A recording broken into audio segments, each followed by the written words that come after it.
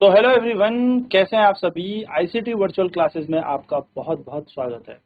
तो हम basically alternating current कर रहे थे, यानी कि प्रत्यावर्ती धारा कर रहे थे, और यह आज इसकी लास्ट क्लास है, यानी कि आज हम इस पे लास्ट न्यूमेरिकल्स करेंगे एंड देन फिर हम कल अगले चैप्टर या यूनिट की तरफ बढ़ेंगे जिसका नाम है इलेक्ट्रोमैग्नेटिक वेव्स, यानी कि वैद्युत चुंबकीय तरंगे। तो चलिए फटाफट से इसकी लास्ट क्लास में क्वेश्चन ही हम कर रहे थे, तो क्वेश्चन की बात कर लेते हैं कि क्या क्या क्वेश्चन हमारे पास यहाँ पर फंसते हैं। तो पहला क्वेश्चन है, जैसे आपको दिया हुआ कि एक ऑल्टरनेटिंग करंट है एंड ऑल्टरनेटिंग करंट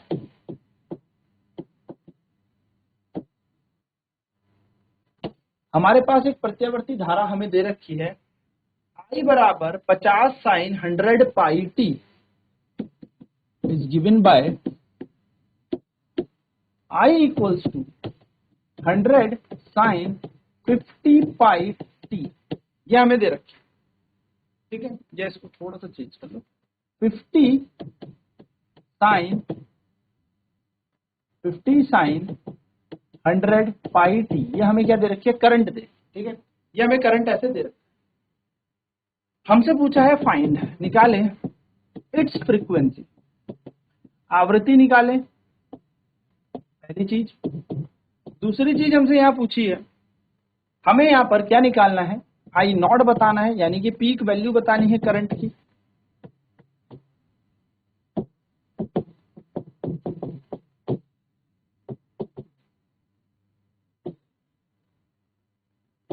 यानी कि हमें क्या बताना है, peak value of alternating current, धारा का शिखर मान हमें बताना है।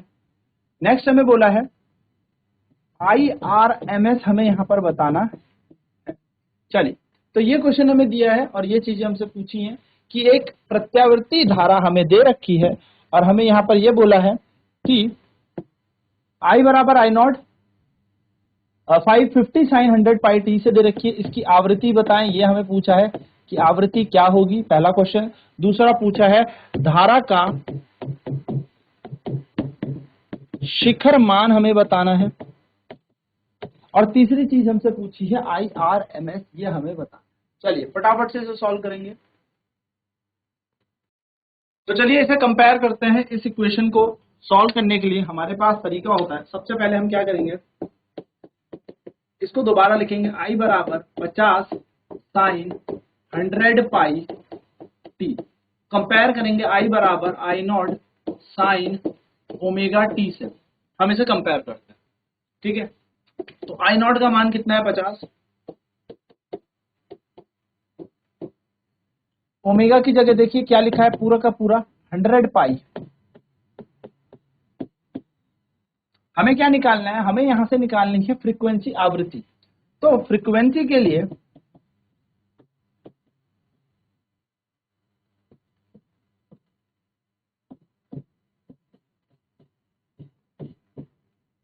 आवृत्ति के लिए हमें याद रखना है ओमेगा का मान होता है 2 पाई एफ। फ्रीक्वेंसी कैसे रिलेटेड है इस ओमेगा से, 2 पाई एफ। तो हम क्या करेंगे, 2 पाई एफ बराबर रखेंगे इस 100 पाई को। यहां से एफ निकालेंगे तो 100 पाई ऊपर रहेगा और ये 2 पाई नीचे आ जाएगा। पाई से पाई कट गया, यहां आया 100 अपॉन में 2, 2 एकम 2, 2 पंजे 10, 0 का 0। फ्रीक्वेंसी आ जाएगी आपके पास 50 हर्ट्ज। आपकी आवृत्ति आपके पास आ गई। चलिए नोट करेंगे फटाफट। चलिए बात करते हैं अगले क्वेश्चन की। तो अगला क्वेश्चन क्या कह रहा था, peak value of alternating current, यानी कि हमें निकालनी है पीक वैल्यू। यानी कि दूसरा क्वेश्चन कह रहा है हमें निकालना है आई नॉट।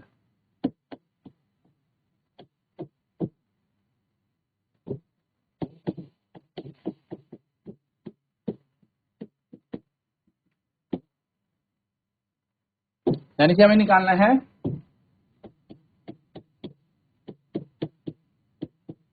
धारा का शिखर मान, जिसको हम आई नॉट कहते हैं। तो वापस लिखते हैं, आई बराबर क्या क्वेश्चन दे रखा है, 50 साइन 100 पाई टी। इसे कंपेयर करें, आई बराबर आई नॉट साइन ओमेगा टी से, तो आप देखेंगे आई नॉट का मान किसके बराबर है, 50 के बराबर, तो आई नॉट आ जाएगा 50 एम्पियर। तो ये आपका आंसर आ जाएगा। तीसरी चीज हमसे क्वेश्चन में पूछ रहा है IRMS बताना है, यानी कि धारा का हमें रूट मीन स्क्वायर वैल्यू बतानी है। तो जो रूट मीन स्क्वायर वैल्यू होती है, यानी कि IRMS जो होता है वो होता है आई नॉट बटा रूट 2। तो आई नॉट का मान हमने कितना निकाल लिया है, 50 एम्पियर। तो बस इसे सॉल्व कर देंगे तो IRMS बराबर आ जाएगा 50 बटा रूट 2। गणित कहती है रूट 2 कभी नीचे नहीं रहेगा, यानी कि रूट कभी वैल्यू भी नीचे नहीं चाहिए, रूट वाली वैल्यू नीचे नहीं रहती। तो हम इसे रूट से मल्टीप्लाई और रूट 2 से डिवाइड कर लेते हैं। ये बन जाएगा 50 रूट 2 बटा 2 गुणा 2, रूट 2 2 बन जाएगा, ये कटेगा 25। ठीक है, ये बन गया 25। तो इसका आंसर आ जाएगा IRMS बराबर 25 रूट 2 एम्पियर। चाहे तो इतना छोड़ दें, या फिर IRMS का मान लिखना है तो 25 गुणा 1.414 कर लें। आपको पता है रूट 2 जो होता है वो 1.414 के बराबर। तो 1.414 को आप मल्टीप्लाई करें 25 से, 5 चौको 20, 5 एकम 5 और 2 7, 5 चौको 20, 5 1 5 प्लस 2 7, 4 दूनी 8, 2 एकम 2, 4 दूनी 8 या 2 चौको 8, 2 एकम 2, 0 15, यहाँ पे आएगा 8 और 7 15, 3 15 3 35, 1 2 3 1 2 3। तो बन जाएगा हमारे पास IRMS बराबर 35.35 एम्पियर। ये हमारा IRMS।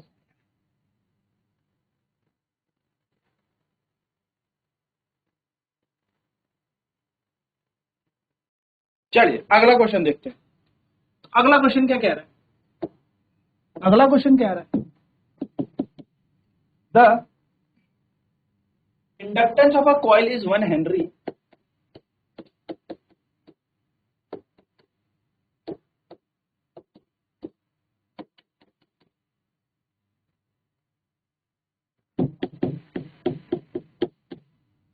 जो इंडक्टेंस है कॉइल का वो 1 हेनरी दे रखा है, 1 Henry. Calculate its inductive reactance at a frequency of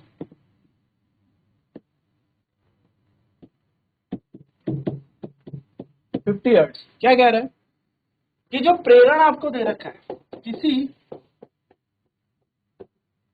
कुंडली का प्रेरण, किसी कुंडली का प्रेरण हमें दे रखा है 1 हेनरी। इसका प्रतिघात बताएं जब आवृत्ति 50 हर्ट्ज है। चलिए, यानी कि आपसे पूछा है XL।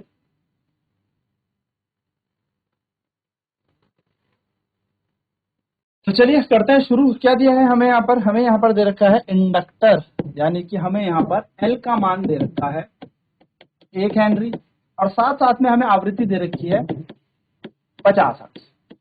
हमें निकालना है एक्सएल। तो एक्सएल बराबर होता है, इसी को हम कहते हैं इंडक्टिव रिएक्टेंस। ठीक है, यही हमारा होता है इंडक्टिव रिएक्टेंस।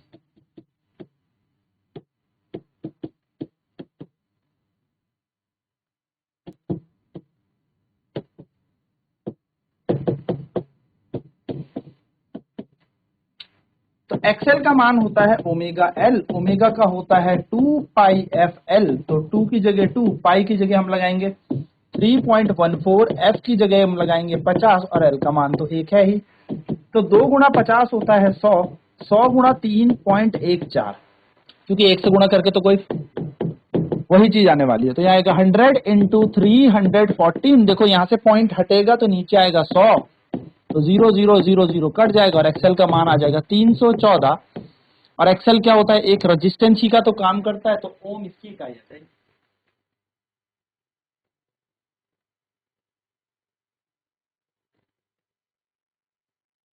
चलिए क्वेश्चन कह रहा है what is self inductance when the inductive reactance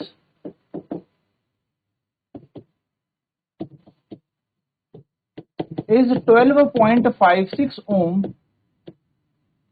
and having a frequency of 200 hertz। यानी कि क्या कह रहा है क्वेश्चन कि स्वप्रेरण क्या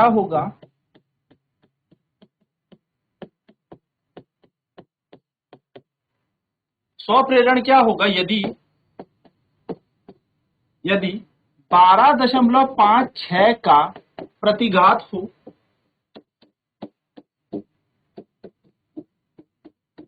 और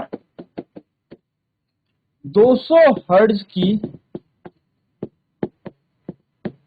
आवृत्ति हो। ठीक है, ये चीज हमें तो चलिए निकालते हैं। स्वप्रेरण यानी कि एक्सएल बराबर हमें दे रखा है 12.56 ओम, फ्रीक्वेंसी हमें दे रखी है 200 हर्ट्ज, हमसे एल का मान पूछा है। तो हमें पता है एक्सएल बराबर होता है ओमेगा एल और ओमेगा का मान होता है 2 पाई एफ एल। तो चलिए एक्सएल की जगह लगाएंगे 12.56, ओमेगा की जगह तो 2, पाई की जगह हम लगाएंगे 3.14, एफ का मान हमें 200 दे रखा है और एल हमें निकालना है। तो गणित कहती है जिसका मान हमें निकालना है उसे अकेला कर देते हैं। तो यहाँ पर एल का मान आ जाएगा 12.56 गुणा नहीं अपॉन 2 इंटू 3.14 इंटू 200। पॉइंट हटेगा 100 पड़ जाएगा, 0 से 0 0 से 0 कट गया। एल का मान आया 12.56 बटा 2 गुणा 314 गुणा 2। चलिए अब इसे काटना शुरू कर लेते हैं। 2 छक्के 12, पॉइंट 2 दूनी 4, 2 अट्ठे 16, तो 6.28 अपॉन में है 314 इंटू 2। आप पॉइंट हटाएंगे तो फिर से यहाँ पर 2 0 आपको देखने को मिलेगा। क्या 314 को 2 से गुणा करने पर हमें 628 मिलता है? हाँ सर बिल्कुल मिलता है। तो देखो ये 628 बन गया। अच्छा नहीं तो ऐसे सोच लो ना, 2 से काट लो, 2 3 6 2 1 4, 314 से 314 कट गया 1/100 और 1/100 को हम क्या कहते हैं 0.1 हेनरी। अपना आंसर आ गया। तो इस तरीके से ये क्वेश्चन करना है। तो यहाँ पे करते हैं हम आज की क्लास को खत्म। ये था हमारे इस क्लास का लास्ट टॉपिक, यानी कि ये हमें निपटाना था। अगली क्लास में हम पढ़ेंगे अब हम वैद्युत चुंबकीय तरंगे। यहाँ पर हमारा अल्टरनेटिंग करंट खत्म होता है, प्रत्यावर्ती धारा खत्म होता है।